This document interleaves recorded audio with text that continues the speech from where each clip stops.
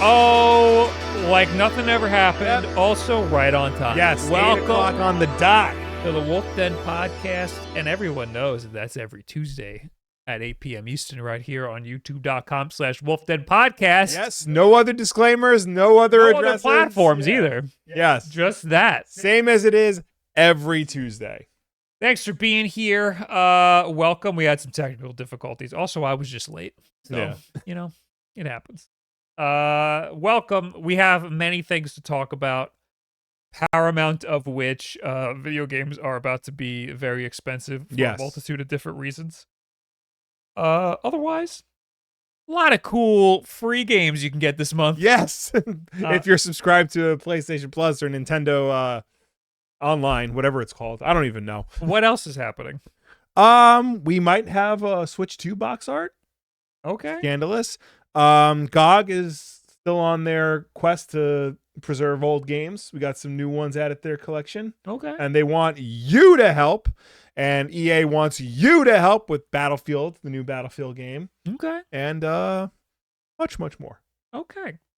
But first, of course, free games. Yes, it is. It's February now. It's the start of a new month, which means if you are subscribed to PlayStation Plus, you get yourself some games included in your subscription for free that you can just claim, and you have it for as long as you are a PlayStation Plus member.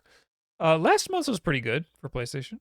Yes. Last month was Suicide Squad: Kill the Justice League, Right. Need for Speed Hot Pursuit Remastered, which is a great game, and the Stanley Parable. Right. But that's done. If you missed it, you missed it. Too bad. Over. Yes. This month, Payday 3 for the PlayStation 5. High on Life for the PS4 and PS5. Okay. And Pac-Man World Repack for the PS4 and PS5. Okay. Payday 3, I heard not so great things. Payday 2 was fine. I only played it on the Switch. The Payday 1 I liked a little bit. Payday 2, they didn't change much, and I'm pretty sure Payday 3 they didn't change much either. I think Payday, people generally liked Payday 2, especially with all the changes they made to it over time. My problem is I played it on the Switch. Right. And the Switch version is not good. I don't know. I know Payday 3 had a rough launch. I don't know if they've improved on it since then. So that's enter at your own risk, folks. Yeah, well, it's free. So yeah, it's free, so you give it a try. Not the end of the world. And then High on Life, that's Justin Roiland's game that he got kicked out of because he's a bad man. Because he's a bad man. Yeah. And Pac-Man World. People like that game. Yeah, I've heard it's a good game. I heard it's funny. Pac-Man World Repack. That's one of those GameCube-ass games that these random ass GameCube, PS2, original Xbox games that they did a remaster of not too long ago. This was in a Nintendo Direct, I think. Yes. So okay. So yeah. But that's not all with PlayStation Plus, because they give us an update. Oh. Update on PS4 games for PlayStation Plus. As many of our players are currently playing on PS5 and have shifted towards redeeming and accessing PS5 titles from the monthly games and game catalog benefit, PlayStation Plus is evolving with this trend and will focus on offering PS5 titles through the monthly games and game catalog benefit starting January 2026. As we shift to PS5, PS4 games will no longer be a key benefit and will only be occasionally offered for PlayStation Plus monthly games and games catalog starting in January 2026. We may still provide titles that can be playable on both PS4 and PS5 consoles after this date. Please note, this won't affect the PS4 monthly games that you have already redeemed from PlayStation Plus. You will continue to have access to games you already have redeemed as long as you remain a member. For game catalog, PS4 games will still be available to play until it leaves the catalog as part of our monthly refresh. We will continue to evolve the experience of PlayStation Plus and optimize the benefits you receive, including exclusive discounts, online multiplayer, online game save storage, and more. As we shift focus to PS5, we look forward to adding new PS5 titles monthly for you to enjoy. Okay. I mean, we want more PS5 games. We do want more PS5 games. To me, this feels like Sony's way of kind of forcing people into the next generation. I mean, it's in a way. I mean, they've had a lot of time. They have had a lot of time. But, people aren't adopting PS5 at the same rate that they did PS4. Yeah. Sales have kind of like stalled. They're still like doing well, but they're not like at the same level as what the PS4 was at the time. And they still haven't, like, most people haven't upgraded yet. I would argue the real problem is Sony's way of their weird system of segregating the PS4 games and the PS5 games. Yeah. The way that some games just don't work right, or there's like PS4 versions of games and there's PS5 versions of games, and there's really not much of a difference. They're just going across generations is more difficult on the PlayStation 5 than it needs to be. And that's why they have to do this sort of announcement. Meanwhile, if it was just a clean like an upgrade path. Then it wouldn't be that big of a deal. Yeah, no, Sony definitely wanted to have their cake and eat it too. Like, they wanted a brand new system, but like they still wanted to like, carry forward its, all the PS4 customers into the next generation. So they had to like split the difference somewhere. Meanwhile, like, you look at Xbox and it's just a seamless transition over, like, for better or worse. So yeah, games are on both for the most part. I mean, there are Xbox Series exclusive games, but it was a much more seamless transition over. Yeah. I mean, I remember when they did this with PlayStation 3, they just stopped offering PlayStation 3 stuff. So, I mean, it makes sense. Yeah. I don't think it's anything to be too upset about. Okay. So that's it. PlayStation Plus. Okay. But not to be outdone, Nintendo over here, for subscribers to Switch Online Plus expansion pack, it's Ridge Racer 64. Oh, this is such a weird trailer. Yeah. There's just a random like woman's face. I mean, that's Ridge Racer 64. Like, that's just so she weird. I remember this box art. She was like a big part of the promotional material for it. So Ridge Racer 64, the N64 version of the famous Ridge Racer series. Don't really know much about it. Didn't really play it. If you liked Ridge Racer and want a clunky version of it, it's available now on Switch Online Plus expansion pack. I know that Ridge Racer for the PlayStation has great music. This music in the trailer isn't that good. So I don't know if the 64 one is as good. It probably was hampered with the technology at the time, because remember, this N64 couldn't do the same kind of like music quality as like could. More games, the better on Nintendo Switch Online. Yes. The catalog is ever growing. Yes, which is good. Love to see it. And real quick, because it actually ends tomorrow, if you are subscribed to Switch Online, you can play for free the entirety of Moving Out 2 and Dead Cells.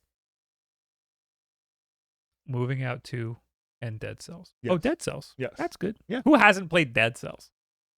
I haven't played it. I have it on like 4 platforms. Okay, I have not played it on any platform. You don't have? Maybe you have it on Steam. Maybe, I don't know. I think I got it originally on Switch. Okay, but I also you can get it on your iPhone. I know, and it's got pretty good controller support. All right, and it's frequently like $1. Yeah. Anyway, so there you go. There you go. Free games. I'd like to thank Edward Bova for resubscribing and Open Sirius Fox for the 37 months. And that's all the Twitch announcements we'll have, because we're not streaming on Twitch today because I had technical difficulties. What else? That's it. Hey, Will, your info is out of date. The PS5 is out tracking the PS4 at its current pace. Seriously, just look it up. LOL. A lot of people have transitioned. I fucking hate YouTube chat. I fucking hate YouTube. It's like instantly. It's like instantly someone ready to pick a fight. Unbelievable. It's only been out. It's only been not up to pace for the past 4 years. Yeah. Now, wow! All of a sudden, we're back. Yeah. No, but yeah, people have finally now just been able to get their hands on PlayStation. Yeah. And it's still not to the amount that you would expect. Yeah.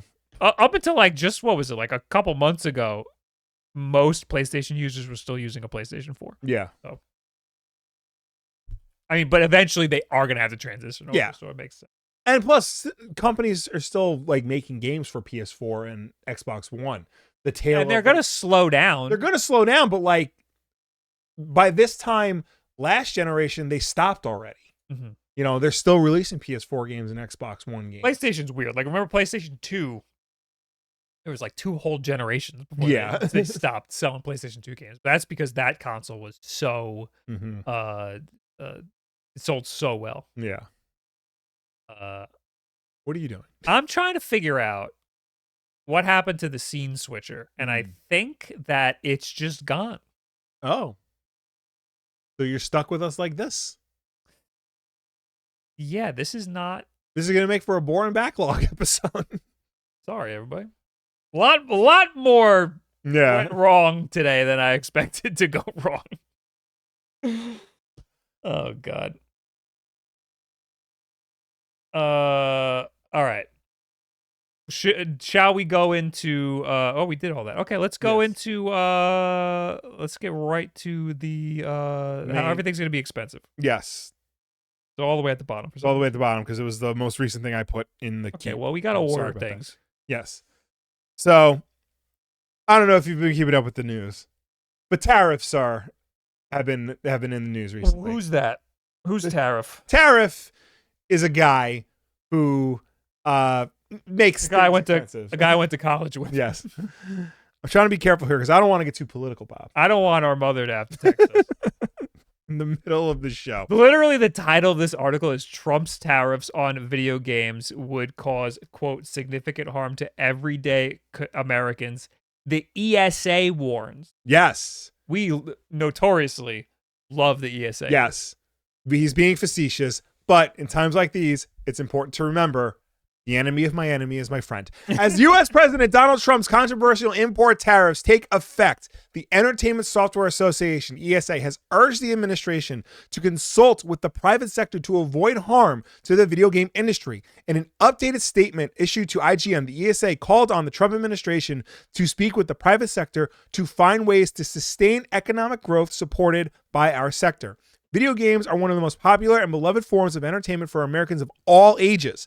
Tariffs on video game devices and related products would negatively impact hundreds of millions of Americans and would harm the industry's significant contributions to the U.S. economy. We look forward to working with the administration and Congress to find ways to sustain the economic growth supported by our sectors. The ESA represents several major video game companies, including Microsoft, Nintendo, Sony, Square Enix, Ubisoft, Epic Games, and Electronic Arts. Over the weekend, President Trump signed an executive order imposing tariffs on China, Canada, and Mexico.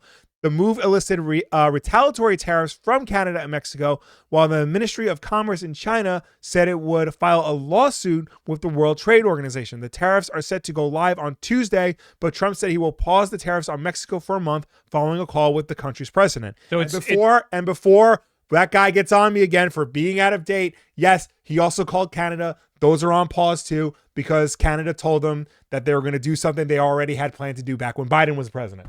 I heard about that. Yeah. So did he pause? Is everything paused? Because it's Tuesday and nothing's happened. He paused Canada and Mexico. I don't know what happened with the China tariffs. I think those were paused too. Okay. Yeah. Okay. So is that it? There's more. Okay. While the tariffs are currently targeting Canada, China, and Mexico, President Trump has also stated that tariffs would definitely happen with the European Union. When asked about Britain, Trump told reporters, "We'll see how things work out." That's what you want a president to say. The UK is way out of line. We'll see. I don't do a good Trump impression, so just bear with me. I was about to, but we're not. Yeah, we're not a political podcast, guys. We just regurgitate news we find on. Had we been a political podcast, I would be doing a banger Trump impression right now. The UK is way out of line. We'll see, but the European Union is really out of line, said President Trump via Reuters. The UK is out of line. I don't know if you know this, but they're out of line. But I think that one can be worked out. But the European Union is an atrocity. What they've done, they've done. You really do need to do a Trump impression when you read a quote because there's a lot of repeating. Yes, and there's a lot of just. The sentence just ends and it starts a whole new sentence. Like, it's hard to read it without doing it in his voice. Analysts have been discussing the potential effect of tariffs on the industry as the situation has evolved. On Twitter, MST Financial senior analyst David Gibson said the China tariff would have zero impact on Nintendo Switch 2 in the US, but tariffs on Vietnam could change that. In a recent interview with IGN, Super Juiced newsletter author Juiced Van Duren also considered the impact of tariffs on the potential cost of Nintendo's new console, saying that the broader economic environment, particularly potential tariffs impacts from the upcoming U.S. administration, could significantly influence consumer reception. So does that mean that the Nintendo Switch 2 is being manufactured in Vietnam? Possibly. It's possible that, because the Switch right now is, Switches sold in America are manufactured in Vietnam. Okay. So that they can get around that tariff. The tariff that previously was imposed. Okay. Yeah. So I don't know if, I mean, it sounds like he wants to extend the tariff to other countries, including Vietnam, like as a way, like. My understanding is will be tariffs on every country. Yes. They'll just be varying percentages. Some will be like 10%, some will be 25%. I heard up to 100%, but I haven't been able to see a quote of him saying that. I saw potentially Taiwan might get an insane amount of tariffs. Yeah. And they make semiconductors and other tech stuff. Yeah. So that would be a major blow to everything. All the little doodads and trinkets that we like. Literally everything. Yeah. Yeah. So that's going to be crazy. Yeah. And we talked about this a bit in the past couple of weeks, particularly because we've been trying to figure out what we think the Nintendo Switch 2's price is going to be. And I always said $400, and I don't think it should be any more than that. It might want to be more than that. But now it might be more than that because of this. Yeah. We also talked about a couple weeks ago, most physical games are made in Mexico. Yeah. So if the tariffs were to go through on Mexican imports, that would potentially raise the cost of games printed to like $100. And I hope that doesn't force digital sales to go up. I mean, there's a possibility that the industry just decides, we want to keep it the same. Yeah, there's that, or that could be an immediate end to physical releases. Yeah. Everything goes all digital. I heard some people say like, well, now you know how we Brazilians feel. And I mean, there's other countries too, like Australia has some insane import fees and stuff. Like the Steam Deck, I think is like a lot of money in Australia.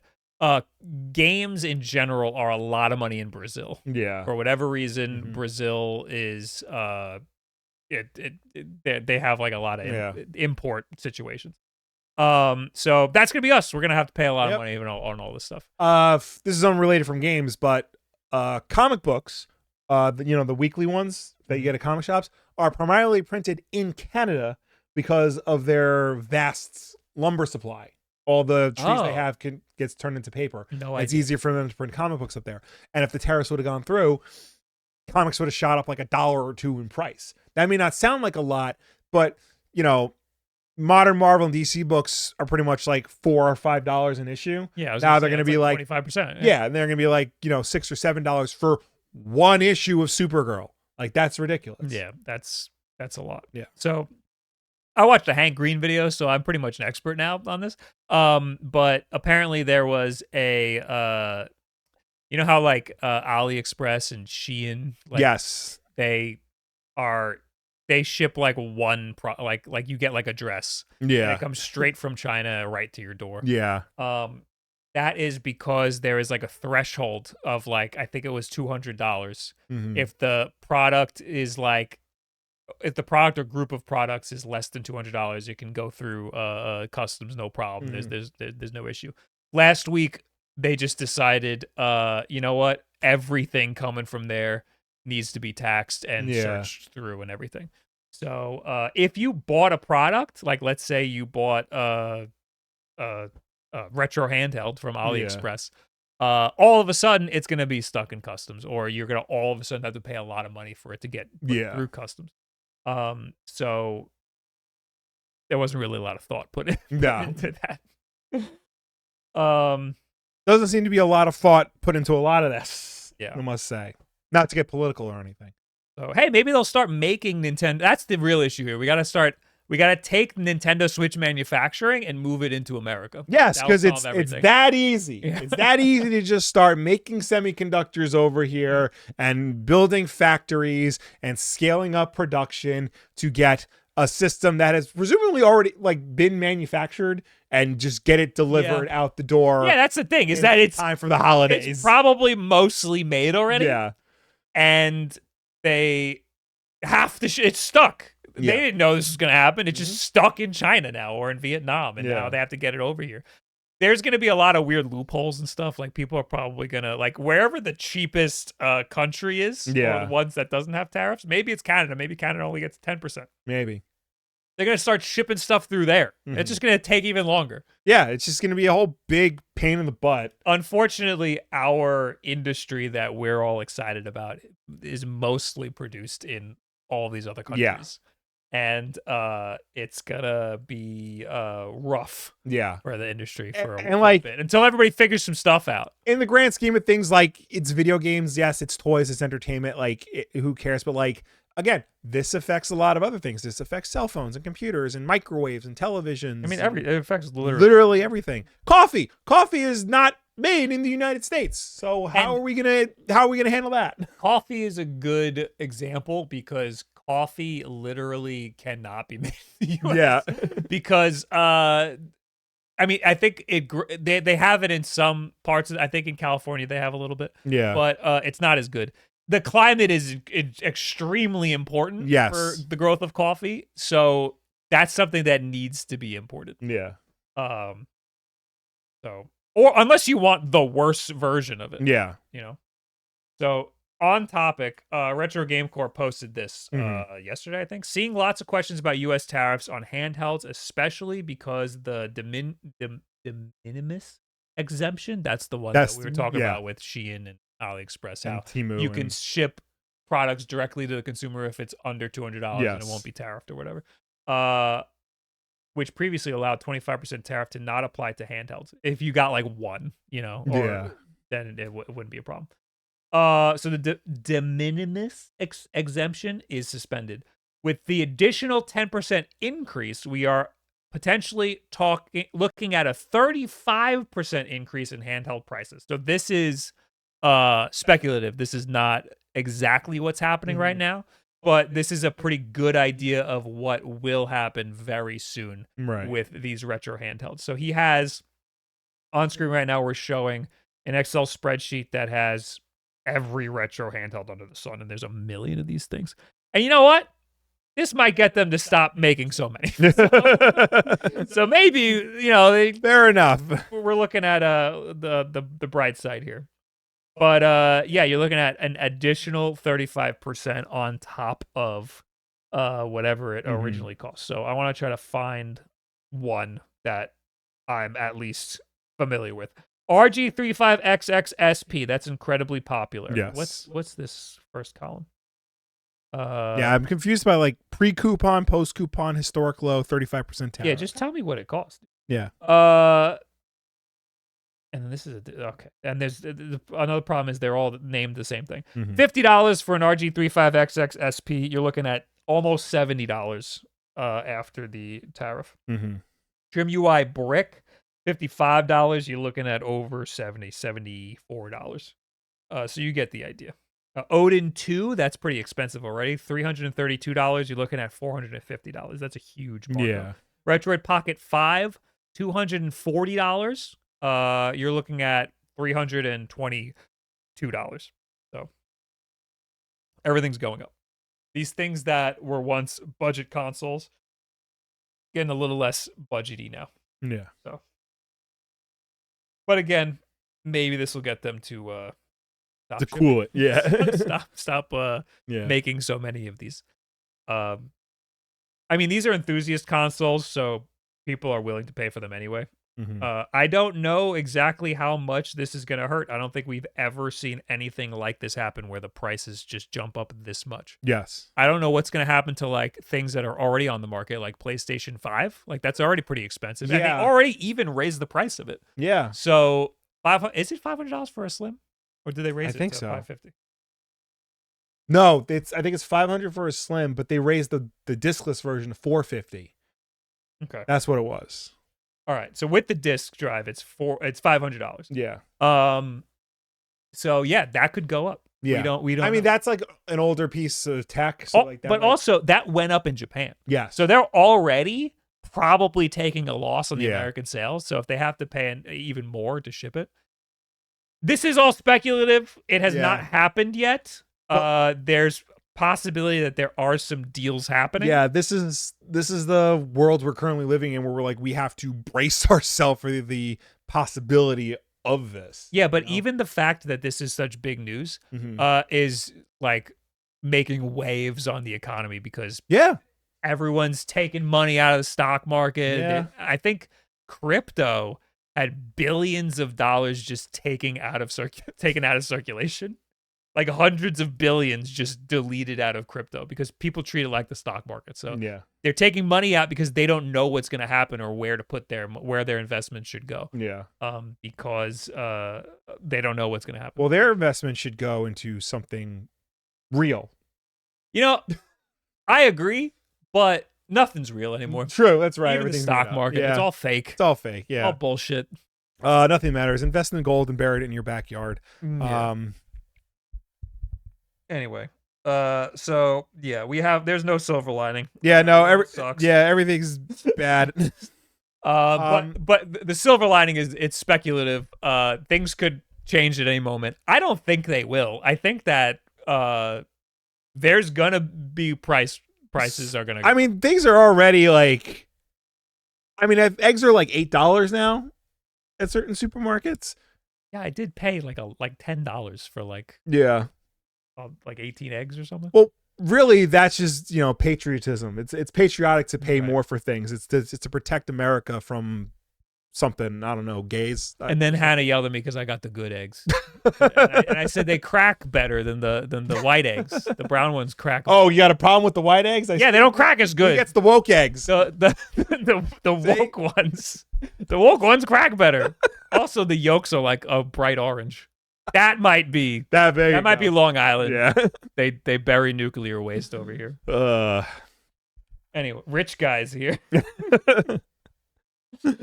I like to say upper, lower, middle class. Everything fucking sucks. Yeah.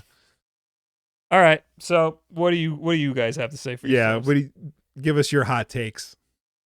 We got no super chats, no members, nothing. Wow. On YouTube. You guys don't do it. Wow, even the show sucks. Even the show fucking sucks. What are we doing here? The scene switcher doesn't work. Twitch streaming doesn't work. Our vertical video doesn't work. So the TikToks are gonna be all fucked up. Yeah. Anyway. Nothing like a woke yolk for breakfast. My breakfast past 2 days has been I have these almond flour biscuits. Yeah. The woke biscuits. And the DEI biscuits. The DEI biscuits. And I air fry those because I'm fucking woke.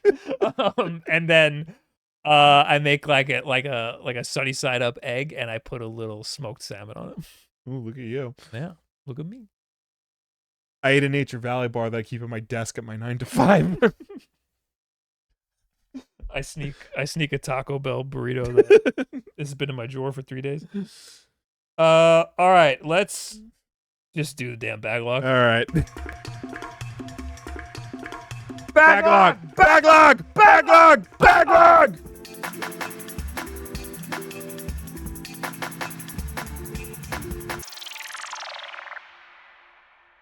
Hey, everybody. Welcome to the backlog. Will, what's the backlog? The backlog is a segment of the WULFF DEN Podcast where we try to remember happier times. Oh.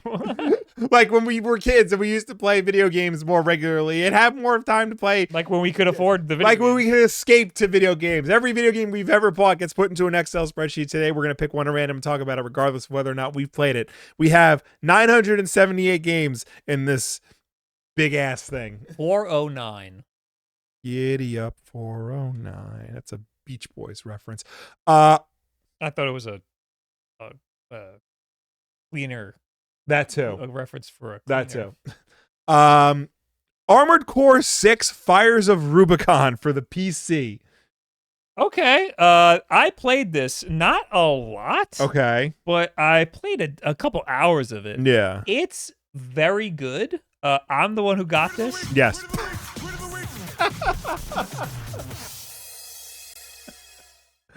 I said the secret word, and that's what started it. Yeah. This game's very good. It's a mech game. Armored Core, way back in the day. Yes. I played it for PlayStation 2, I think, because a friend let me borrow it, and he said, "Oh, it's amazing. It's so good." And then I played it, and I was like, I can't control anything. The game is so hard to get the guy to move around at all. And this is not like that. This was a little easier to navigate and move around. Mm-hmm. This is made by From Software. Yes, I was gonna say the big deal about this. It's Armored Core is a From Software series. It was created back before the whole Souls revolution that they started. And it's the first Armored Core in over a decade. The last one was Verdict Day, which came out in 2013 for the PS3 and the 360. Yeah, so when this was coming out, a lot of people were like, oh, people who like From Software and who like the Souls games and Elden Ring and stuff are gonna think that they're gonna like this and they're gonna get it and they're gonna be sorely mistaken. Right. Armored Core feels more like a sim because it's not great controlling the mech. Right. You have to control this big piece of machinery. Yeah. The controls are not accurate. This eases up on that a little bit, I think, or at least what my memory of that was. Okay.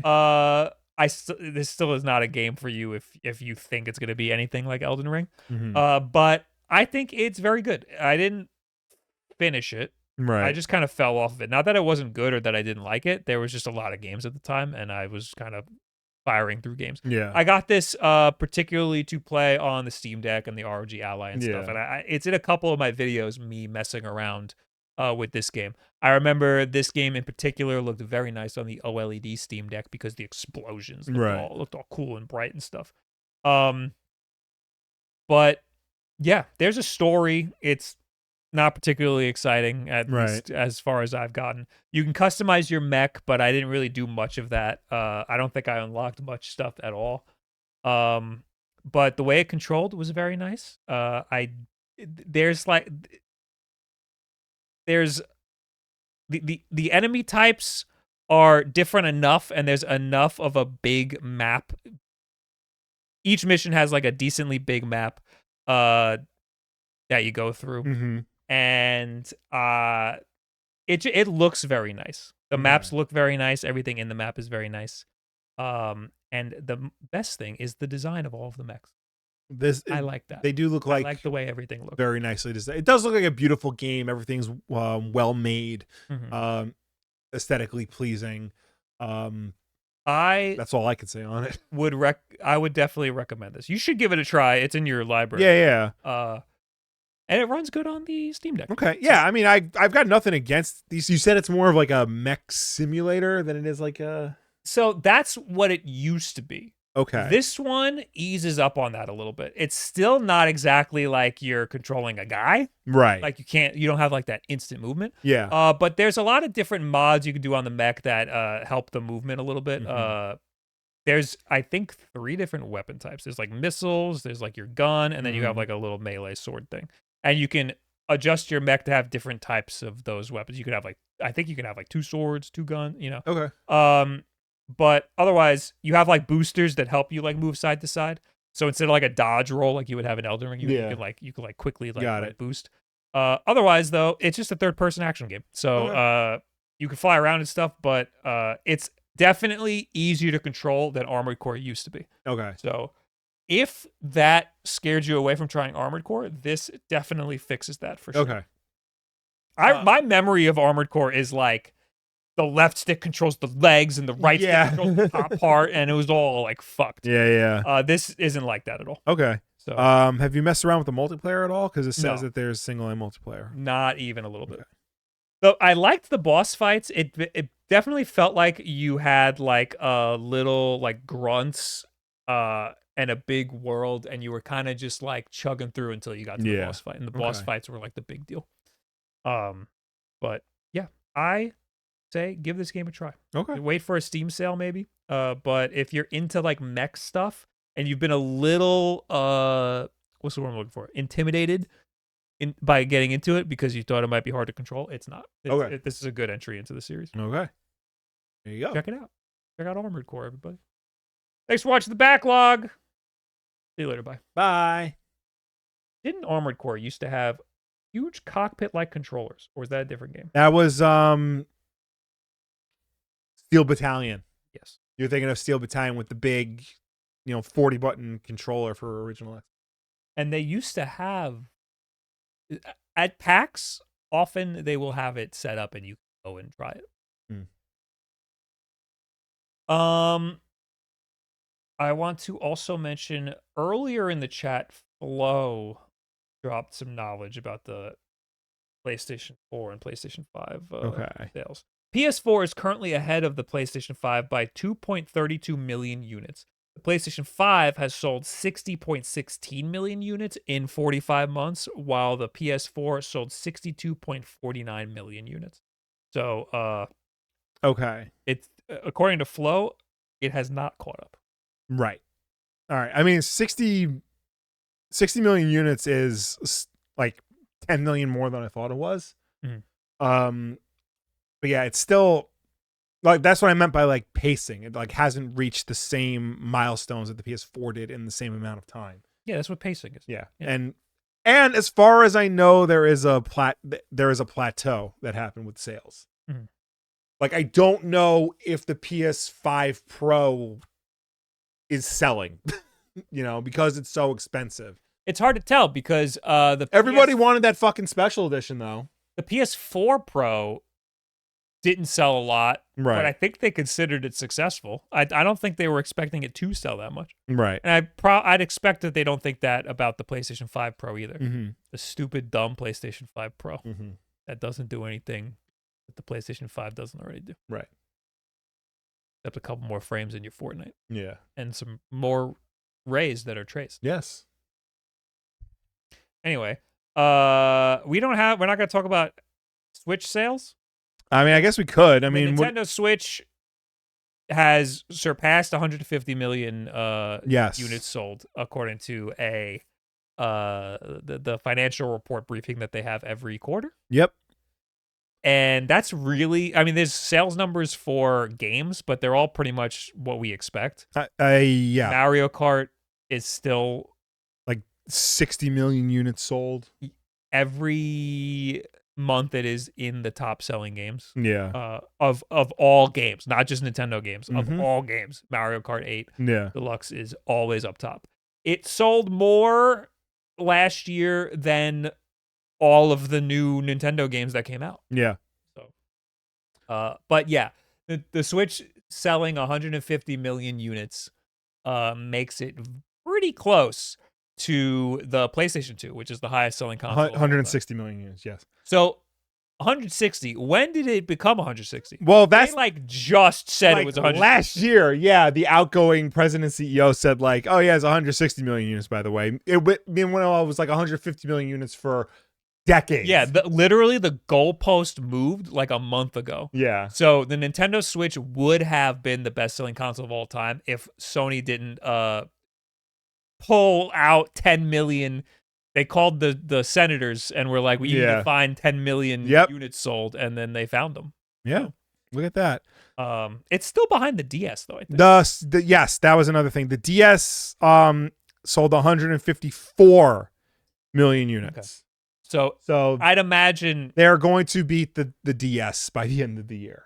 That's not an issue. The Switch 2's coming out, so obviously sales are slowing down. Yeah. But I think it'll just make the Switch cheaper. Yeah. And whatever they have now. They're still going to make Switches. Yeah. At least for a little while. For a little bit, yeah. And the tail end, they're going to pick up some units sold. I mean, the PlayStation 2, they're not making those anymore. Yeah. So they're not going to find any more votes. I'm trying to find... Nintendo publishes a chart on their website of what the sales are. Go to Oatmeal Dome's Twitter, or that's it. Go to Oatmeal Dome's Twitter. Oatmeal Dome.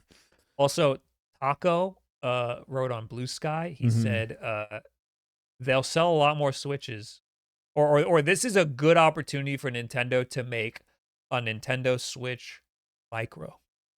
Mm. And if they're going to have a unified account system, making Yeah. a new version of the Nintendo Switch to go alongside the Nintendo Switch 2, and it's like a tiny little guy, Yeah. that would be sick, and that would sell a lot of units really quick. Yeah. See, this is the picture I'm looking for, but it's like on a page with like all the He's got a bunch. He has a link to their financials, but it's not giving me that picture. He has definitely has tweets of the games sold and stuff. Yeah. Media. And then next year, Sony will find 5 million more PS2s sold. That's Yeah. what I'm saying. I did want to mention Nintendo said that Switch hardware sales had fallen 30% compared to last year, while game sales were down 24%. Nintendo was forced to cut its forecast for the second quarter in a row and now predicts that it will sell 11 million Switches in its current fiscal year, which ends on March 31st, down from an original estimate of 13.5 million. It also lowered its profit forecast for the year. Damn. I mean, yeah, but by the same token, like, duh. It's an 8-year-old system. It's on its last legs. The new one is coming out, and people know that the new one is coming out. So, like, obviously things are going to, take a break. Yeah, this is, there will be a little bit of a dip, and then there'll be, I mean, did they sell a lot last year? Like, last year wasn't exactly, like, a huge boom for them. I mean, they're doing pretty decent, but it's not like, it was like, it's not like it was in, like, 2019 or 2018. I'd imagine this year isn't going to be, like, the moneymaker for them, even though they do have a new console coming out. But next year, I think this is the start of the ramp up, Yeah. It might have a little dip and then an upswing. Once people get their hands on the Nintendo Switch 2 and there's more eyeballs on it. A lot of the sales are going to be at the tail end of the year for the holidays and stuff. Yeah. So gonna be a lot this year. A lot going on. Anyway. We have are you trying to find something? I'm trying to, we can move on, but like, I'll just keep going back, see if I can find it. We're moving on to Nintendo Switch 2 leak of what the game box art. Oh, this is the box art of the Switch too? Or is this the box art of the... No. Where'd you move it to? Like what the games are going to come in. The box that the games are going to come in. May have revealed the physical game box size. I'm on it and it doesn't have the picture. Oh, there it is. There it is. That's it. There it is. It looks like that. It's gonna be bigger. So says who? Because making them bigger doesn't really make a lot of sense because the games are so small. Yeah. Also, the logo's black. I don't like that at all. I feel like somebody just photoshopped that. That's not like accurate. As recently reported by the Brazilian journalist Felipe Lima, Take-Two Interactive may have leaked the Switch 2's physical game case sizes on the French retailer Fnac, which indicates that the boxes will be 5.1 by 7.7 inches or 13 by 19.5 centimeters. The new information was pretty popular among fans, and a gamer called Hertzburst even made an artwork comparing the size of an old Nintendo Switch games with the upcoming Switch 2 cases. If the leak is correct, the new box will be slightly bigger than the previous one, but still considerably smaller than the cases used by PS5 or Xbox Series X. In any case, it's best to take the leak with a grain of salt, as these are not official numbers, and actual game cases sizes may be different. So that mock-up is literally just that. It's a mock-up. Yeah. But it's done to illustrate, like, what the size difference between what the new game cases are rumored to be versus what the original game cases are. Semnist in the chat says maybe cheaper to use bigger cases. They're less specialized. That's a good point. They're more like DVD jewel cases. Yeah, but that still looks smaller than like an Xbox or PlayStation case. So those are like the Blu-ray size where they're like a little shorter than like a DVD case. This one looks more like a DVD case. Right. It still might be shorter than a DVD. I think it's definitely shorter than the proportions of a DVD case. No, it's definitely small. That's definitely smaller than a DVD case. Physically smaller, but the aspect ratio is that of a DVD case. Okay. Is what I'm saying. Yeah. But it still has to be specialized because it's got to have the clips inside to hold a Switch. Yeah. Game. Yeah. People were arguing about how this is going to be putting it in a shelf. I mean, the original Nintendo Switch games were not great to put in a shelf. Yeah. I don't know. It just they're not deep enough. I do agree that it does seem weird that like if the size of the physical cart is not going to change, why are they changing the size of the game case? Yeah, it is a huge waste of plastic. Yeah. The game is so small and there's no paper. It's not like you get like instruction manuals anymore. Yeah. So there's no reason for this. Yeah. There was an epidemic that was going around where people were showing that their games were not coming with the game inside. Yes. People were cutting open the shrink wrap, taking the game out, shrink wrapping it themselves, and returning it with googly eyes on the inside. Because if you put googly eyes on the inside and you shake it sounds like there's a cartridge in there. Right. So that has nothing to do with anything. Yeah. But if you are buying a Switch game, you can look like inside, like on the bottom. Yeah. You can see if the game's, or you might be able to shine a light behind it and see if there's a game in it. But also too, like a lot of Switch games don't have a cartridge inside. They just have a download code. Yeah. So sometimes you are just buying an empty case. They should just go all digital. Honestly, yeah. We might not ever see these cases. True. Anyway. Wow, what exciting news with what the box art looks like. Yeah. I mean, like, look, people want to know. People want to know. Hey, how about that Dino Crisis 1 and 2? Yeah, hell yeah. Back to life, baby. We are always, every time Capcom does anything, we're like, but what about Dino Crisis? Well, now we got Dino Crisis coming back. And that's not all.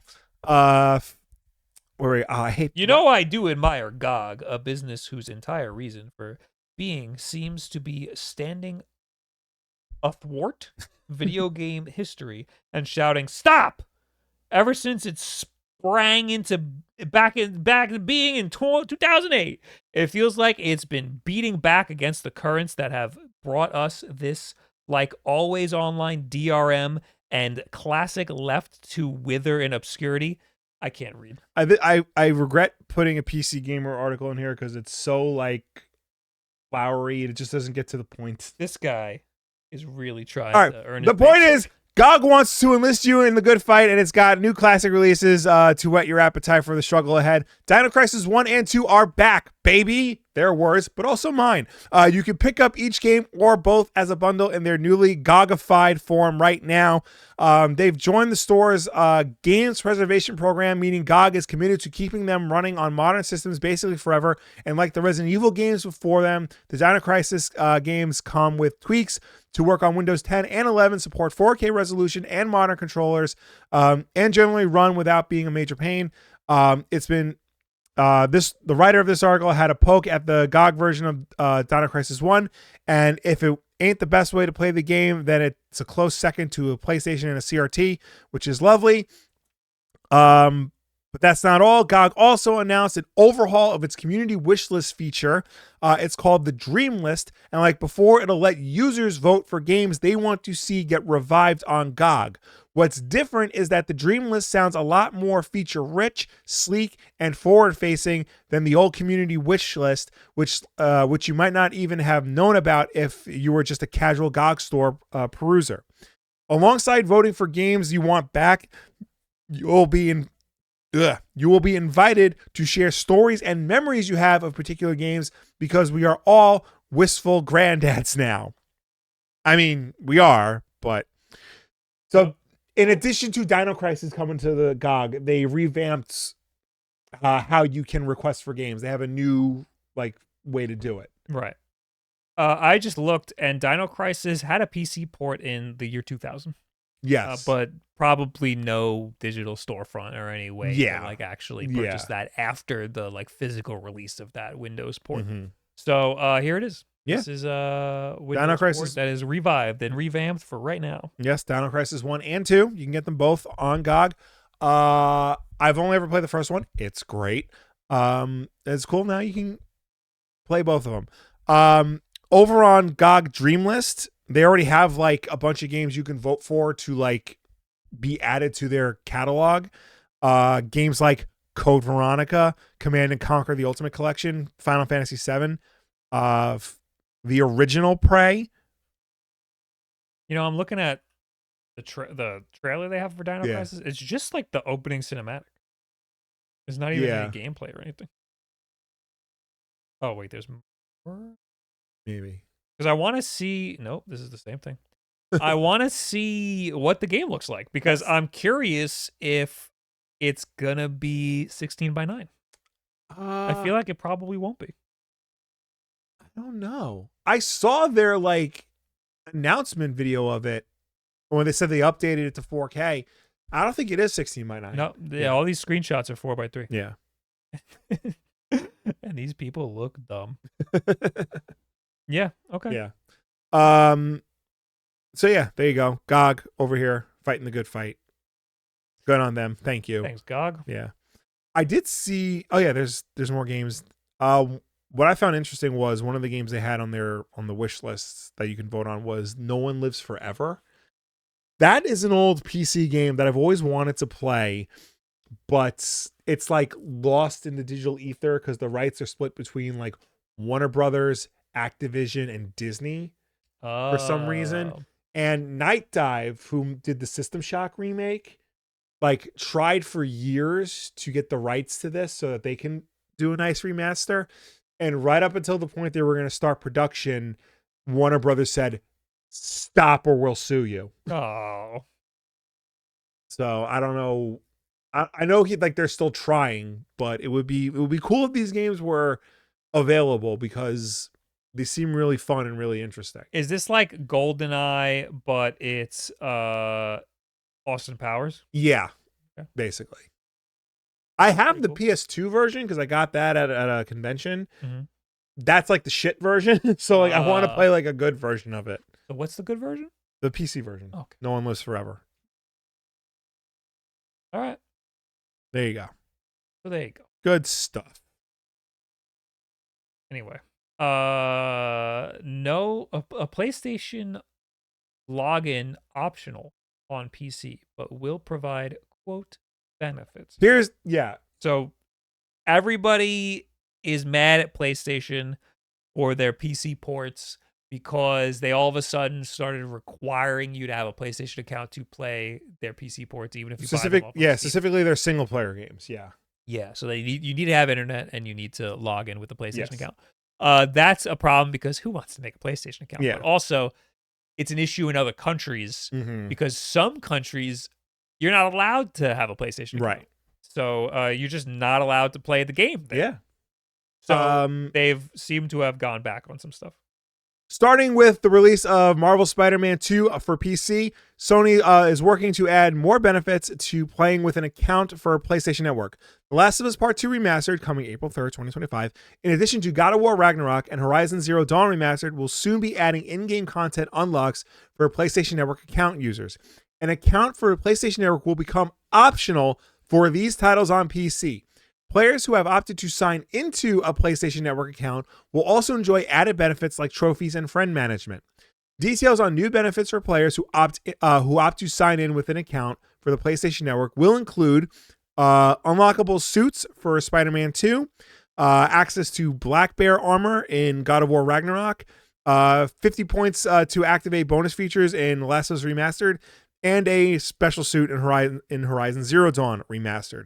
Game creators at PlayStation Studios will continue to work on bringing more benefits to players who sign up for the PlayStation Network account, so be sure to follow studio channels for more information. Okay. Yes, it's good that you don't need a PlayStation login to play these games on PC. That's great. However, the quote-unquote benefits that they're offering for this are stupid. Yeah. It's like, a different suit for Peter and Miles. Oh, a different suit for Kratos. Like, who cares? Those are not features we want with a login. All right. Yeah. Okay. Trophies, whatever.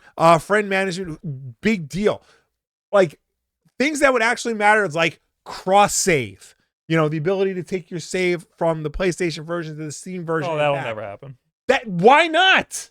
That's the easiest thing to do. I'm not a game designer. I don't know the technical. Then you would that's like the big thing. Then you would definitely need a PlayStation account. Yeah, which you know what? Fucking fine. If I can because I'm playing Horizon on Steam Deck, if I can transfer it back to the PlayStation, I would gladly do that. Yeah, I agree. I would love that for Death Stranding. Yeah. I started it on PlayStation and then I had to rebuy it on Steam. So I'd like to finish it on Steam. So I don't hate the idea of providing an incentive to want to link your account. Yeah. I don't mind that. I like having dumb little cosmetics, and if it's free and all I have to do is link an account I already have, I'm totally fine with that.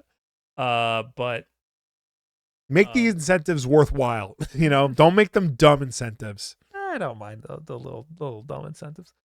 I just hope that there isn't other caveats. Like, for example, there was a big controversy with Helldivers because of the whole thing that you needed a PlayStation account all of a sudden. They released it where you didn't need it, and then all of a sudden you needed it.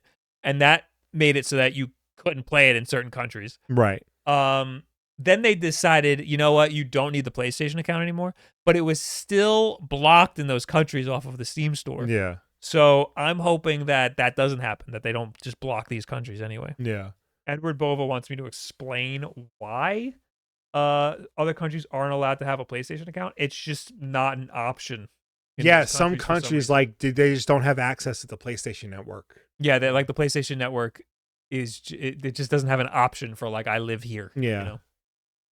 So for whatever, I don't know exactly why it's like that, but that is a problem because, for example, with Helldivers, people in those countries were playing Helldivers, then all of a sudden they needed an account. Yeah.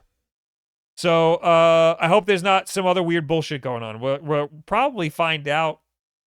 I mean, Marvel Spider-Man 2 is out already. It's out already, yeah. For PC. Mm-hmm. And I heard it is running very bad. Yeah. I know they released a hotfix for it, but I don't know how well it worked. I'm not that surprised. I'm surprised when PlayStation 5 exclusive games work good on PC because PlayStation 5 has a lot of proprietary bullshit going on. Yes. But I think in the case of Marvel Spider-Man 2, people with high-end PCs are having issues, which shouldn't be the case. Right. If you have a Steam Deck, I understand. Yeah. But having a high-end PC, it shouldn't be an issue. Yeah. It should be better than a PlayStation 5. Well, let me tell you something. Mm-hmm. The whole reason why I'm gung-ho on save files should be cross-compatible with things. Because you're a PC gamer now. Because I'm a PC gamer now. But also, I had a Game Pass trial that I never redeemed. So I'm and the expiration date was 2 years ago. So I'm let me see what happens if I redeemed it. It worked. I have 2 weeks of Game Pass. So I have the Game Vice controller for the iPad. So I connected it and I booted it up. I tried Indiana Jones and my save file was just there. I picked it up exactly where I left off. Yeah. No bullshit required. Yeah, Xbox is awesome with that. Genuinely magic. I was watching Penn and Teller live. Now, I did that with Stray. Okay. On PlayStation Plus Premium. Yes. The cloud streaming. Yes. Now, that's the PlayStation 4 version of Stray. I played the PlayStation 5 version of Stray. So that is not the same game, and the save file is not the same. Yep. I'm still trying to figure out how to get my PlayStation 4 save file of Rollerdrome to work on my PlayStation 5 version of Rollerdrome. Oh. Nobody's been able to help me. And that company isn't around anymore. Yeah. So that sucks. Yep. But no, Game Pass is great. Man, yes. Game Pass streaming. Yes, Game Pass is genuinely magic. And I know I'm not going to renew my subscription because it's $20 a month. But the stream, the Game Pass streaming is what made me not like PlayStation. Right. PlayStation remote streaming. Well, I was telling you before, I was trying out Call of Duty Black Ops 6 on Game Pass because I don't own that game. Yeah. And I was just playing it on my iPad and it was like playing on an Xbox. Yeah. It was genuinely blown away by how well it works. Yeah. I don't want to pay $20 a month for a Game Pass Ultimate because that's the only tier with cloud streaming. Yeah. Remote streaming is not the same. I know that. It's a little right. worse. But like, I know there's already like 1,000 tiers of Game Pass, but like if there was just a cloud only tier, maybe I would consider that. That just works beautifully. Yeah. So that is like the most premium part of Game Pass. I know. Is the cloud stream. I found that chart I was looking for, the Nintendo sales chart. Do you want me to just throw it in the sure, real quick? Why the hell? Yeah. So this is what I was looking for. This is like on Nintendo's Japanese website, and it like lists. These are like the fancy pictures I was looking for. Okay. So yeah, Switch, 150.68 million units sold, 1 billion games sold. Yeah. Now there's another statistic I saw, which is not here unless there's these other tabs. Yeah. There's another statistic that I saw that was active players for last year. It was 130 million players. Wow. So even though the Switch has been sold for 7 years, still they've retained 90% of the people who have bought it. But that tells me that multiple people are playing on Switches. Like if one family has one Switch, they might be sharing it with multiple people playing. How many did you say? 130 million active users for last year. Okay, because as of 2019, the PlayStation 4 has sold 106 million units. Okay. So that means to tell me that more people are playing the Switch than own a PlayStation 4. Yeah. Well, that was 2019. 2019, ago. But yeah, no, I mean, it's incredibly popular, obviously. Yeah. I want to make sure I got that number right because that is a pretty wild. Yeah. And just to go back to it real quick, Mario Kart 8 Deluxe, 67.35 million units. So like more than a third of Switch owners have Mario Kart 8. Yeah, it was the attach rate for that game was like 90% or something insane.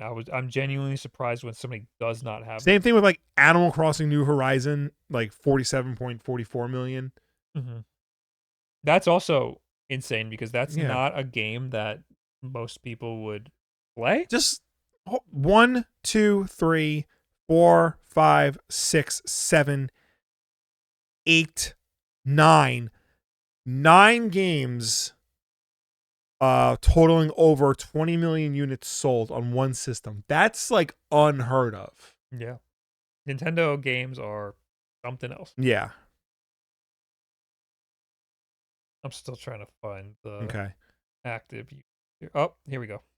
Found it. This is via stealth on Blue Sky. Okay. Nintendo Switch hardware sell-through and annual playing users for last year, 2024. It was 129 million annual play.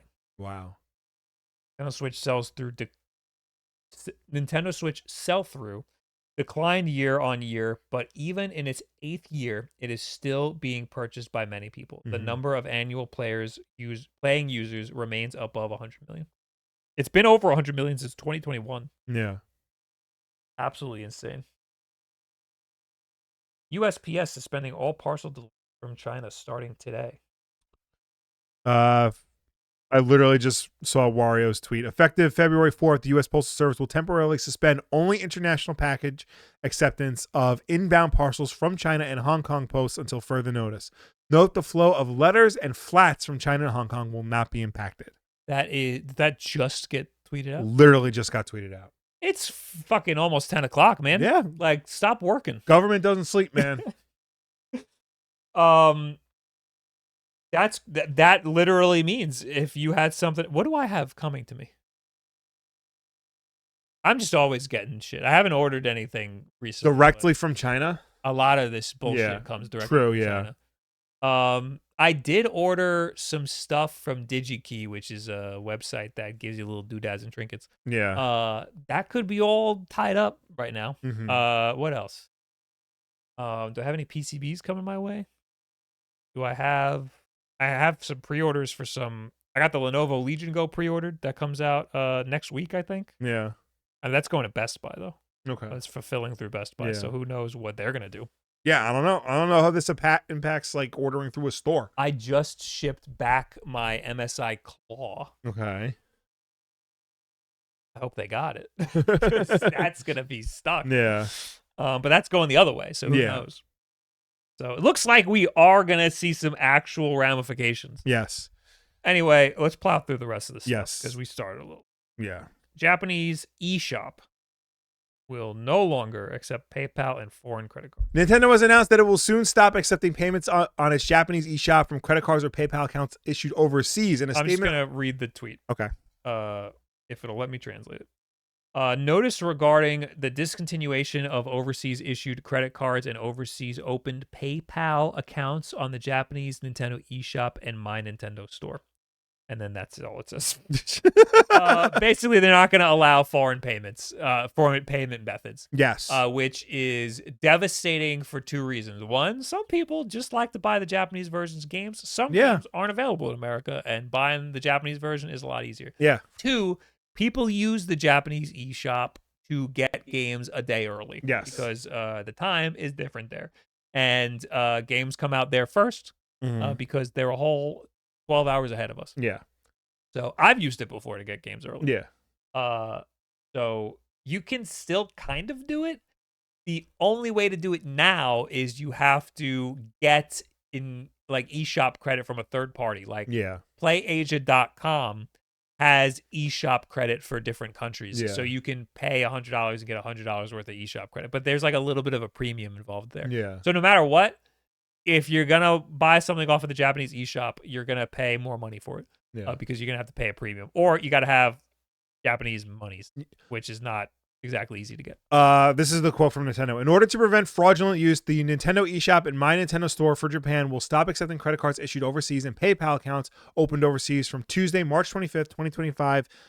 For customers who have previously used overseas issued credit cards or PayPal accounts, we ask you please use other payment methods such as credit cards issued in Japan from now on. We apologize for any inconvenience this may cause and appreciate your understanding.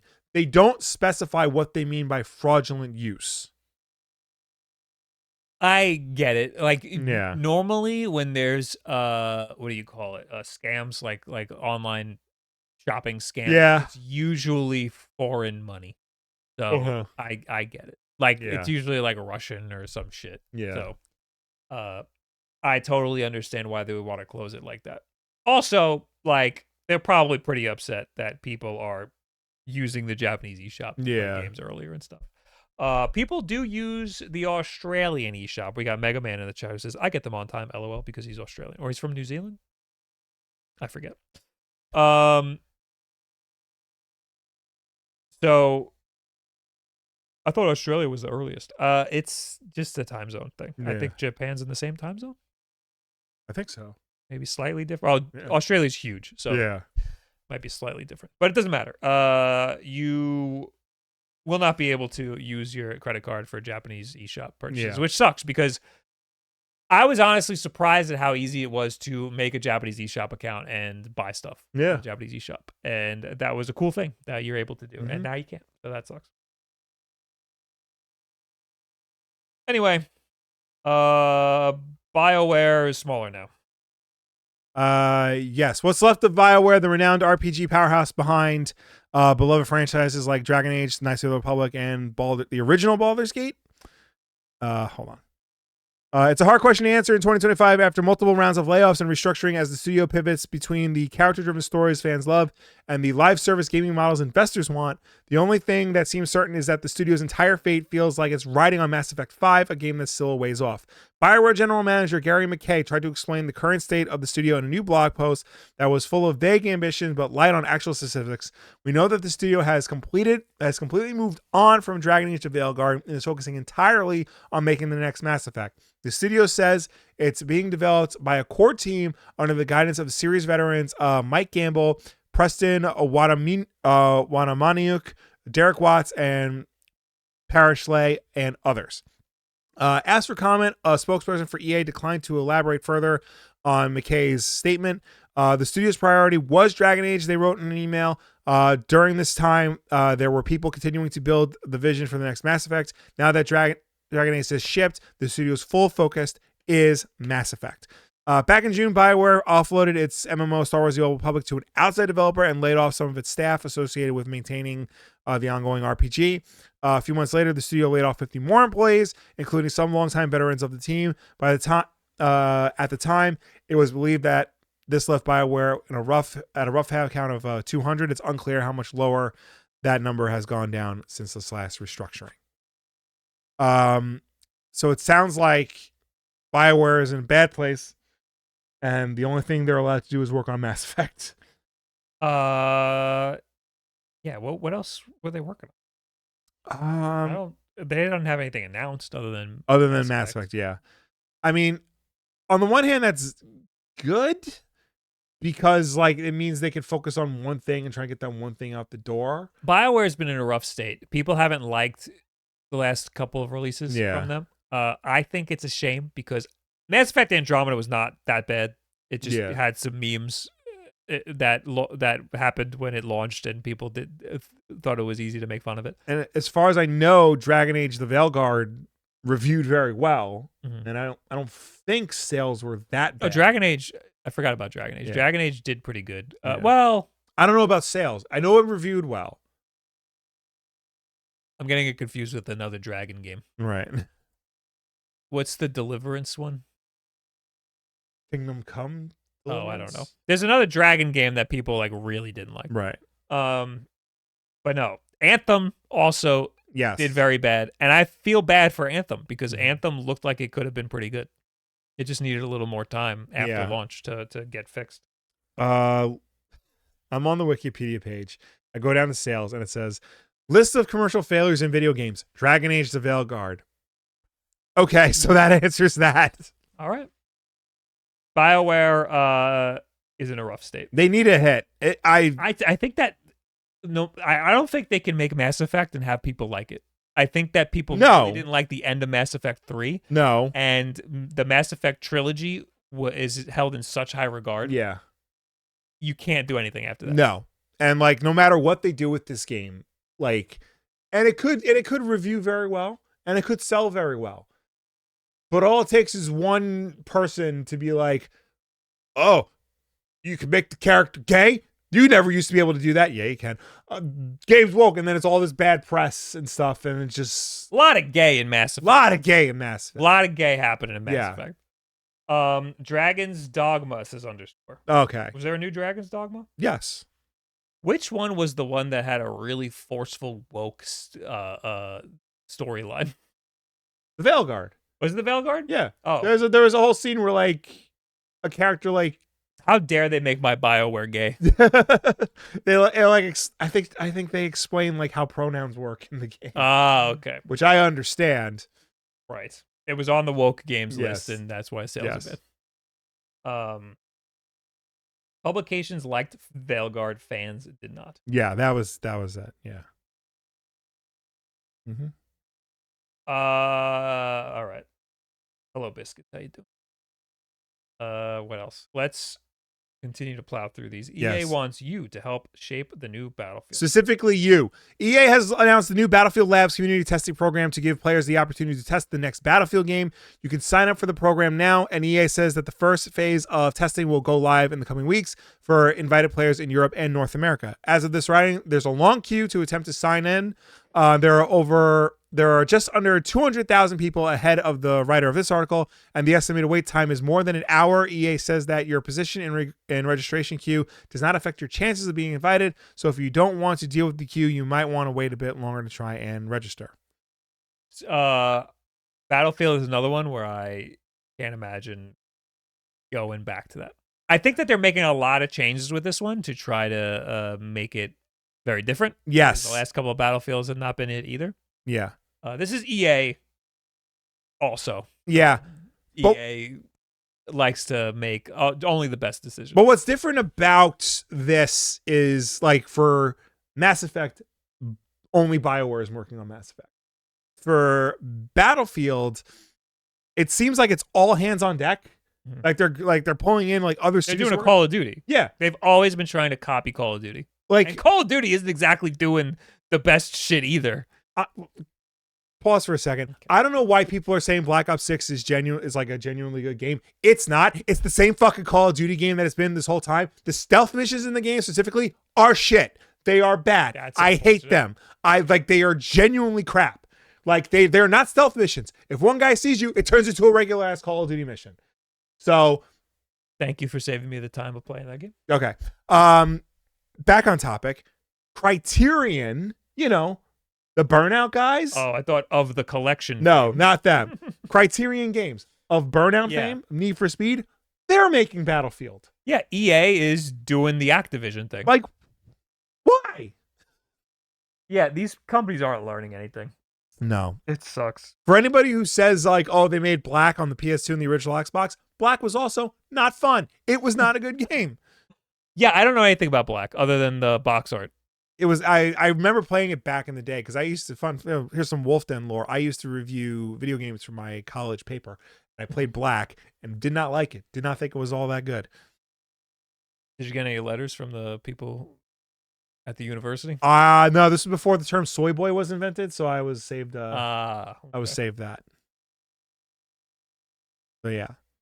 There you go. If you want to help out with Battlefield, sign up for that queue. Or don't, because it's probably going to be the same game it's always been. Didn't we talk about this? Forza 5 confirmed for PS? It was rumored. Horizon 5. It was rumored, but now we have an official blog post on Forza Horizon, on the Forza website, saying that Forza Horizon 5 is coming to PlayStation 5 in spring of 2025. I also heard rumors of some other games now. I think that they're kind of opening the floodgates. Yeah. This is just weird because Sony already has Forza and it's called Gran Turismo. So like, I mean, the more the better. I guess it's not like Sony's gonna be like, no, we have racing. Like, no, obviously not. Yeah, but like Forza's whole identity. I mean, not really. Well, this is Horizon. Yeah, I guess and that's the more arcadey one. Yeah, but like even still, like Forza's whole thing is like a competitor to Gran Turismo. They could still do that. Yeah, but weird. This is like, honestly, I do like Forza, and I do like Forza. This is like Sonic showing up on GameCube to me. Yeah, which was a weird time, and this could be a weird time for Xbox. Yeah, I mean, things are gonna get real weird when the PlayStation 6 comes out. Microsoft's gonna do something weird. Yeah. The next few years are going to be fucking weird. Yeah. Multiversus is shutting down for good, but they're announcing a patch or something, and Lola Bunny's in it. Hooray! Multiversus is coming to an end for real this time after rumors began to circulate on Thursday. The game could wrap up after Season 5. It's been announced that Multiversus is shutting down. In a post on social media and the game's website, Warner Brothers Games and Player First Games announced that Season 5 will serve as the final update for Multiversus. The season will run from February 4th to May 30th. After that day, the game will be taken offline, with the game only playable in an offline state. At that point, there will be an option to play Multiversus offline via local gameplay mode, so either against AI or with up to 3 friends. To do this, you'll need to install and download the latest version of the game and log in during Season 5 anytime between February 4th and May 30th. After logging in, a local save file will be automatically created, connected to your PSN, Microsoft Store, Steam, or Epic Games account, allowing you to enjoy the game offline with all earned purchases and content moving forward. Aquaman's in it too. Hooray! But also Lola Bunny. Hooray! And I saw, I think it was Hungry Box. Yeah. Is that Agent Smith? Agent Smith is in it. Yeah. Hungry Box was tweeting that the new patch looks awesome. It's fluid and everything, but they're shutting it down with this patch. Yeah. Multiverses had a really kind of horrible launch. That I don't know what they were expecting. I talk about this every time Multiverses comes up. They released it in like pre-alpha and then took the game off. They released it for like months and then they took it offline for months. And then they did a launch, but the game, people already played the full game. So it was not smart. Yeah. And the hype died down because, of course, it did. Yeah. I mean, I don't think the game's being delisted, so to speak, but like, they're just gonna stop working on it. I yeah. imagine. Although eventually they might delist it because it's got a lot of licensed IPs in it. Yeah. I think we had this sort of like rise of the platform fighter, and I think everyone's realizing just how absolutely impossible it is to make a platform fighter, especially if you're gonna have all these recognizable characters in it. Yeah. Like the fact that Smash Brothers exists is an anomaly. You Yeah. just copy That is like a genuine miracle. So. Yeah. Last news, Rollerdrome. Oh, goodbye, Rollerdrome. Yeah, this is personal. The two final games released by Shudder developer Roll7 have been delisted from Steam and Xbox. As spotted by PC Games and Ali World and Rollerdrome are no longer available to buy on Steam. Video Game Chronicles can also confirm that neither game can be purchased on Xbox, although both are still present on the PlayStation Store, and Ali World is still up on the eShop. It is not yet clear whether the game's delistings are temporary issues or the result of Take-Two's decision in November to sell indie label Private Division, which published both games. Following months of speculation, Take-Two announced in November that it had sold Private Division, including most of its existing and unreleased titles, but it didn't disclose who had acquired the label or for how much. An update, a representative from Take-Two told Kotaku that 2K Games is now the publisher of Ali World and Rollerdrome, and that both games will return to Steam soon. So, okay, yeah, great. They're returning to Steam, but like, fucking, why were they delisted in the first place? Why is it so confusing? Like, who owns these games? It's an oversight. Well, first of all, that company shut down, so that's the company shut down. They wouldn't say that the company shut down. They sold the company to another company, except these two games. They still own these two games. There should have been some foresight about whatever the licensing was going to happen. It seems like there's just a mismanagement, and that happens very frequently. Yeah, like this. This is why like GOG's whole thing is important, because it like keeps games like available and in the public eye. Yeah, so they don't just disappear from existence like that. I have a ROM dump of Ali World, so I can play it whenever I want. I have Rollerdrome. I can't take that from my cold dead hands. I have Rollerdrome on PlayStation. I might just have to buy it now on Steam and Xbox when they come back, because like that's a game that needs. Or just keep it installed. It is installed. Tweet of the week. Tweet of the week. Tweet of the week. Tweet of the week. I was gonna put this in the key. Somebody tweeted this at me too. This is as per the Xbox news. Yeah. Microsoft learned nothing from Sega. This is a Newsweek article that says Microsoft's gaming CEO says releasing games on PS5 is a good thing for Xbox. And then it's a meme that is Xbox in the cuck chair watching PS5 have sex with Microsoft developers. Yep. Are you sure? Yes. Cool, man. Yeah. I mean, look, not to kink shame or anything. Some people are into that. I mean, yeah. Clearly Microsoft is into You could that. be very successful and be into that. Yeah. I mean, Sega, the biggest, the really only parallel we have is Sega. There's Atari, but like they didn't have like the big recognizable IPs. And that was like before all the big console wars and stuff. Yeah. Sega is the best parallel, and I don't know. I mean, they're just way different now. I don't know if it's even possible to say if it worked out for them. Yeah. Also, I mean, no, because Sega's still around, and they have like successful franchises. I mean, like Sonic. I mean, they also have the biggest animated movie. Is that what it is? What's the Sonic 3 video game? Video movie, game. Yeah. Okay. But also too, like Sega went third party, like after it officially ceased making consoles. Microsoft is still like trying to make consoles. So like that's the big difference between the two. Yeah, but it seems like something's up. Something's gonna happen. It definitely I'm feels very interested to see what will happen. I mean, like Phil Spencer said, boxes in their name. So like it would make sense for them to still make a device, but like it like for anybody with a brain like can tell you like it doesn't make much sense. I mean, things are way different now too. So yeah, of course. That's why I'm so interested, because it's not going to be as simple as Microsoft just taking a backseat and releasing on and becoming a third party and releasing on other platforms. Right. It's going to be something like them doing that, as well as having like a weird service or having their own little devices or allowing you to play on different, like this. It's going to be more amalgamous than it used to be of them just shutting down completely. Anyway, now we'll talk to you guys. Yes. Real quick. Starting with people who left comments on last week's WULFF Den Podcast over on the YouTube channel, youtube.com/WULFF Den Podcast. I think Discord was down today. So, Really? Yeah, so. I mean, we have comments. We do.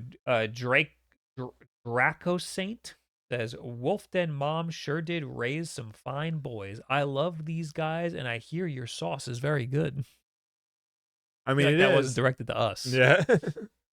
Still Bald says, what a couple of responsible young men. Thought that one on the right could use a haircut. Yeah. That's me. Yeah, that's you. Hey, that's me. Is this from last week or the week before? These are from last week. Professor Toast Gaming says, I'm sorry, but 2023 was way better for game releases than 2024. Also, to whoever is telling you to stay in your lane over the politics stuff, screw them. Talk about what you want to talk about. Hey, that's my mom you're talking about. Ross Campbell says, hi, Mrs. Wolf. You're too many mom ones. Hi, Mrs. Wolf. You've raised two smart and engaging boys. I look forward to listening to their show every week. Have a great day. He's going to get really suspicious. He's going to get very suspicious. Nezuminora says, Wolf Mom is goated with the sauce. That's a Gen Z thing. Yes. And we all know our mother is hip to the Zoomers. Hey, look, I'm wearing Vessies. Ooh, so am I. See, those I gave you. Yes. I paid $150 for these. I bought my own Vessies. Because I missed having Vessies. Yeah, I want to get, because these are like fraying over here, and I had the same ones in brown, and the toe like they got a hole up here. Yeah. But I had them for 4 years. Yeah, like I love these are very comfortable shoes, so I might just buy these shoes again. Yeah. So they sponsored Linus Tech Tip. I saw that. So they're coming back. Anyway, all right. Now we're gonna talk to you guys. Yes. In the one chat. The only chat we've ever had. So be good to us. The people who are working on Battlefield Story Mode are the same developers that made the single player Star Wars games for EA. Yeah. Vince Zampella, who runs Respawn, who does the Jedi games. He's running Battlefield. So like Fallen Order and stuff. Yeah. I mean, that makes sense because he got to start at Medal of Honor. People like. Then he went to Call of Duty. Then he went back to Respawn.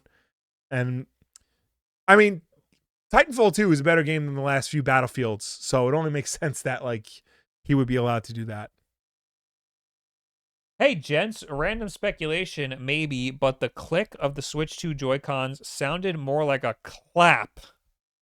What do you suppose the chances are Nintendo renamed that feature? The click? I mean, it is officially called the click. Is it? I just know that the audio file that I have for it is called Nintendo Switch Click, and the click is in quotes. Okay. So interesting. I feel like it is officially called the click. It's definitely different. Mm-hmm. And I don't think it'll actually make a sound when you... It might come out of the speakers, maybe. Oh, but that was the coolest thing. You slide it in, and not only does it make the click, the little effect happens. It'll do that. It'll probably make a click on the speakers, but even if you have the Switch off, it makes a sound. Yeah. The sound probably won't be as satisfying. I want a solo leveling based Souls-like game. Is that too much to ask? Yes. Yeah. A good anime game? You're asking too much. Speaking of politics, apparently I got a Bill Gates podcast for an ad. I had to watch the first few minutes of it before I could skip it. Having ads that are more than a minute is ridiculous. I read an article. I don't know what the validity of this is or how widespread it is, but apparently YouTube Premium, everybody. Well, apparently YouTube's really cracking down on people using ad blockers. And one of the things they're doing is if they detect that you have an ad blocker, the ad that they will show you, they'll still show you an ad, but it will be an hour-long ad that you can't skip. I feel like I don't have a popular opinion on this because my job is like you having an ad blocker affects my job. Right. So get YouTube Premium. It's the best of both worlds. Yeah. I never see any ads. And you get to download videos, watch them on the flight. Yeah. You get to my favorite feature. I watch podcasts on YouTube Mm-hmm. and I turn the screen off. Yeah. Sometimes I'll leave the app and the video still plays. Yeah. I don't even have that enabled. I have it so it just I don't see it anymore. Yeah. It doesn't even go picture in picture. I don't see the video at all. Yeah. No, You can't do that if you don't have YouTube Premium because they can't show you an ad. But if they don't need to show you ads, then you can do whatever you want.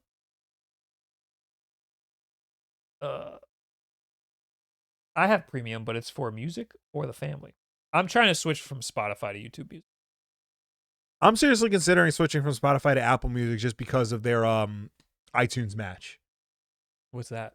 Whatever you have in your iTunes collection, it'll just beam it to your phone through the cloud.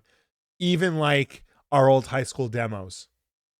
How does it? Is it on iCloud? How does it know that? It'll send it to iCloud. Oh, okay. And then it'll just That's but like if it's a song that's in the iTunes store, like it'll just give you the iTunes store version of that song. right. But like, our high school band demos, it'll just be our high school band demos. Interesting.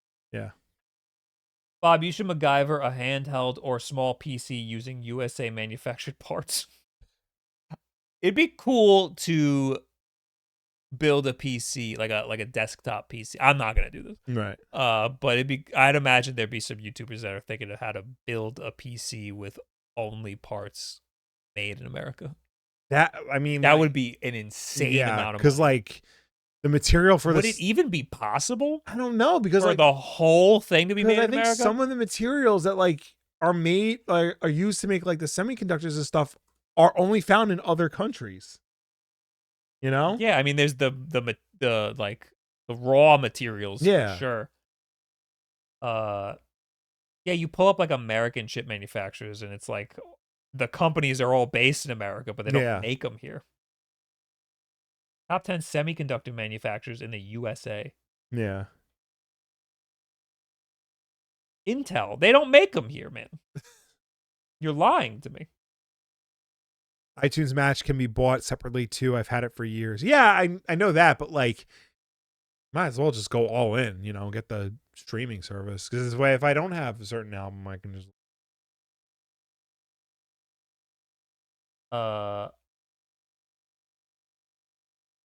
There are no motherboard manufacturers in the USA, right? NVIDIA's GPUs are also not made in the... Yeah, no, none. Yeah, basically, none of them are. Yeah. Wow, the only person in the world that knows iTunes Match. It's amazing. I've had it for like 15 years now. 15? It's been around for a while. It predates Christ. Apple Music. I've been using Premium for years now. I hate visiting someone and using base YouTube now. I know, when I see an ad on YouTube, I'm like, ew. Yeah, I like cringe. You live like this? Yeah. Intel is opening a plant in Ohio to make them here. Yeah, I'd imagine we're going to start seeing some stuff move around, and it's going to take a little bit till that happens. And things are going to be way different. Yeah. You know what? I don't think that's going to drive prices down. Nope, not at all. I think it's just going to make things more expensive. But again, it's patriotic to pay more. I mean, who knows what it'll be like 10 years from now if a bunch of these industries start moving into America. Mm-hmm. It'll definitely change a lot of things. Mm-hmm. I genuinely don't know if it'll be better, worse, or just different. But I do know the prices will probably go up in the next in the short future. Yes. 10 years from now, maybe it'll level out. Maybe there'll be a civil war before then. Yeah. One can hope. Anything else? We gotta go. It is so late. I was late. Thanks for hanging out, everybody. Thank you for tuning in. Thank you for watching us. Thank you for chatting with us. As always, the WULFF DEN Podcast is every Tuesday night at 8 p.m. Eastern, right here on twitch.tv/WULFFDEN. and youtube.com/WULFF DEN Podcast. If you can't make the show for any reason at all, we always put the archive version up over on youtube.com/WULFF DEN Podcast. So you can go and check us out over there on demand whenever you want. But if you prefer to listen to us rather than watch us, then you can do that as well, because we're also an audio podcast on any and every podcast service such as Apple Podcasts, Spotify, YouTube Podcast, Audible.com, Pocket Cast, what have you. But no matter where you get the show from, folks, please be sure to subscribe, rate, and review us. That helps us with placement on all of those respective platforms. I don't have to rate anybody because we're not streaming on Twitch today. Yep. I will immediately be trying to fix all of these issues right now. So that hopefully next week goes a lot smoother. I will be streaming on Twitch on Thursday. I also have a video coming out on the Mod Retro Chromatic. So if you're sick of me and us talking about political stuff, oh boy, wait till it hits the main channel. So also on Sunday, I'll stream on YouTube. Who knows what I'll stream. Yeah. Thanks for being here. Thanks for dealing with us. See you later. Bye.